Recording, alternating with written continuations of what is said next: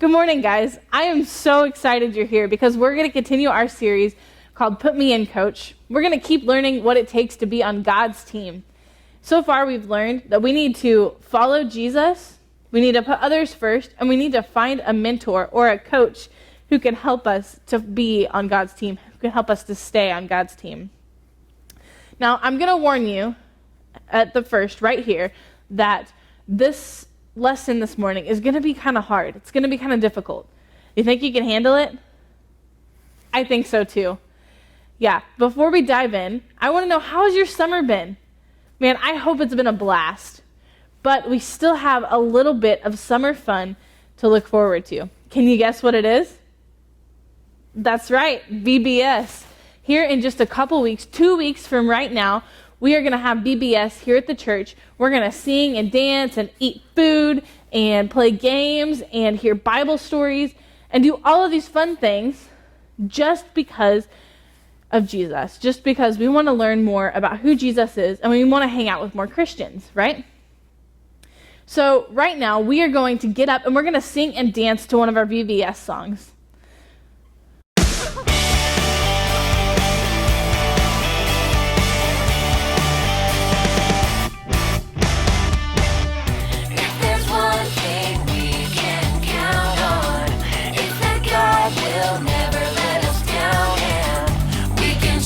Everything he does, he keeps his promises, we know because, yeah, the word of the Lord holds true.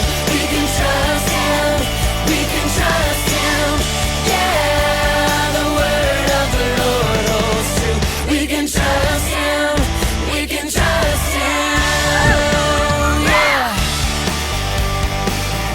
Oh, yeah.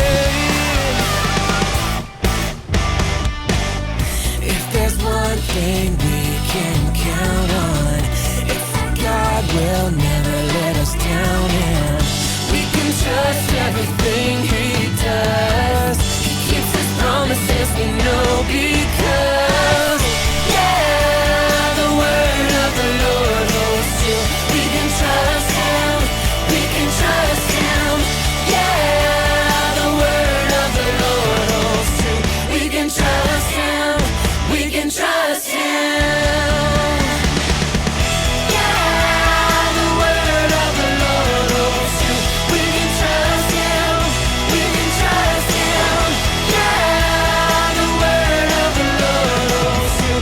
We can trust him. We can trust him. We can trust him. We can trust him.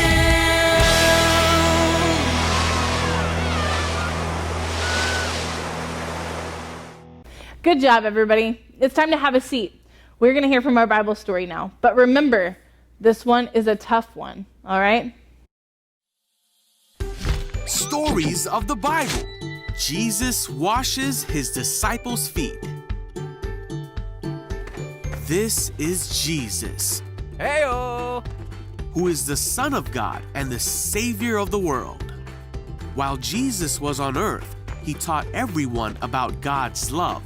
He healed many people from their sickness, performed many miracles like calming storms, and even raised people from the dead. Wahoo! At this time, the Jewish people were celebrating a festival called Passover that had been celebrated since the time of Moses, when God brought his people out of Egypt. So Jesus and his disciples went to Jerusalem to celebrate. Jesus had 12 men who followed him through his ministry. They were called his disciples. Jesus and his disciples gathered for one final meal together. Jesus got up from the table, took off his robe, and began to wash his disciples' feet. Jesus loved his disciples, and he knew the time was coming for him to leave them and return to heaven. When Jesus came to Peter, he said, Wait! "Are you going to wash my feet?" Jesus said, "You don't understand what I'm doing now, but someday you will." No! Peter said, "You will never wash my feet." But Jesus then told him that unless he washed his feet, he would not belong to him. Oh, well then, okay.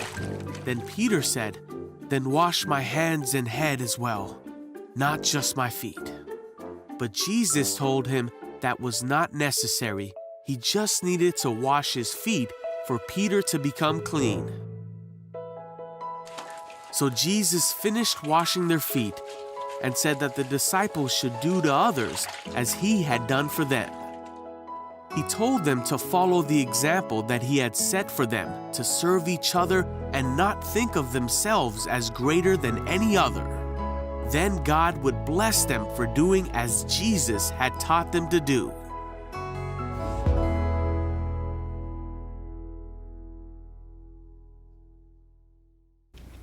I'm sure by now you guys are wondering what could be so tough about this story. I mean, it's one that we hear all the time. Like, you guys have definitely heard the story before, I'm sure. But have you really thought about it? Like, Jesus, the God's Son, who has the power to raise people from the dead, and he knows everything about everyone, right down to the number of hairs on their head. He, that guy, got down on his knees and washed 24 smelly feet. And did I mention that these feet aren't just smelly like when you take off your tennis shoes and socks after you've been playing outside? These feet probably have all kinds of mud and dirt and poop all over them. That's right. I said it. I said poop. If you guys remember, they didn't have cars in Jesus' day. You couldn't just drive everywhere, right? And so to get anywhere, you had to walk on dirt paths. And the shoes weren't that great either. So if you were even rich enough to have a pair. So that means that Jesus and his disciples, they walked barefoot on dirt paths where donkeys were pooping on the paths, and they probably didn't have any shoes because they weren't rich people, for the most part anyway. So that means that Jesus, God's Son, the guy who could raise people from the dead and knows everything about everyone, he got down on his knees and he washed 12 dudes' smelly, poopy, disgusting feet. What do you guys think about that? Do you think you could do that? Or do you think you would want to do that even? I know I wouldn't want to do that. But that's exactly what Jesus is asking us to do. Okay, maybe Jesus doesn't want us to, he's not asking us to wash poopy feet. That's not it. But he is asking us to serve others, to put others first. No matter how humiliating it is, how degrading it is, how much it makes you look silly. Jesus asks us to serve others. In fact, if we're even going to think about being a part of God's team, we have to serve others. We need to serve others. And that is what I want you guys to learn today from Jesus. That if we're going to be on God's team, then we need to serve others. As this next song is playing, I want you to, sing and dance to the song, but also be thinking about some ways that you can serve people today.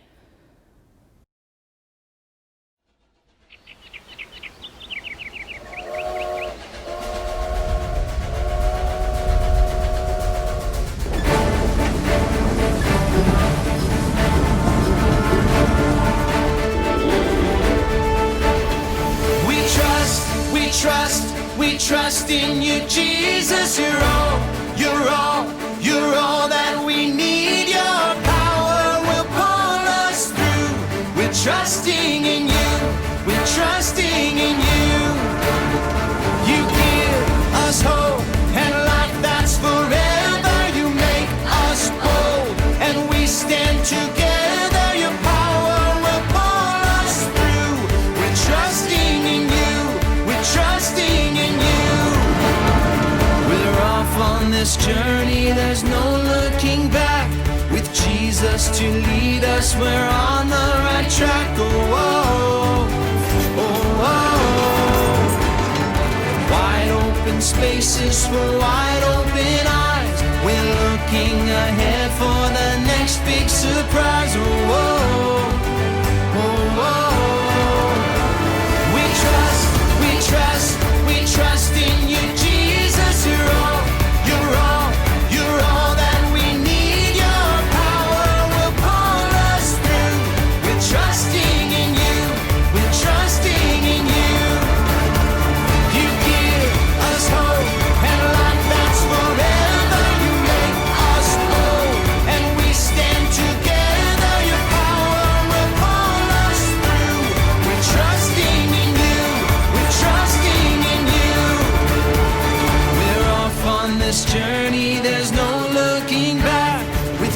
Jesus to lead us. We're on the right track. Oh, oh, oh, oh.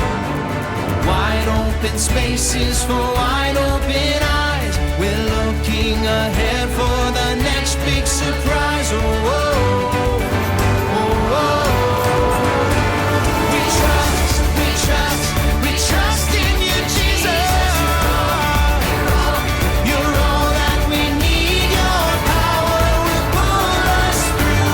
We're trusting in you, trusting in you. You give us hope and life that's forever. We stand together. Your power will pull us through. We're trusting in you, trusting in you. Your power will pull us through. We're trusting in you, trusting in you, trusting in you. We're trusting in you, trusting in you.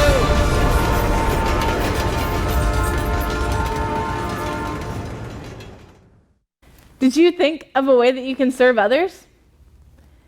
If not, I want you to keep thinking about it. And I'm going to challenge you today, by the end of the day, by the time you go to bed tonight, make sure that you serve someone in some way today. All right, it's time for our memory verse. I hope you're still standing. If you're not, stand back up because we're going to say our memory verse. Are you ready? All right, it says, "Even the Son of Man came not to be served, but to serve, and to give his life as a ransom for many." Mark 10:45. All right, have a seat. Yeah, Jesus wants us to serve others because that's exactly what he did. So I want you guys to remember that if we're going to be a part of God's team, we need to serve others. All right, have a good week, guys.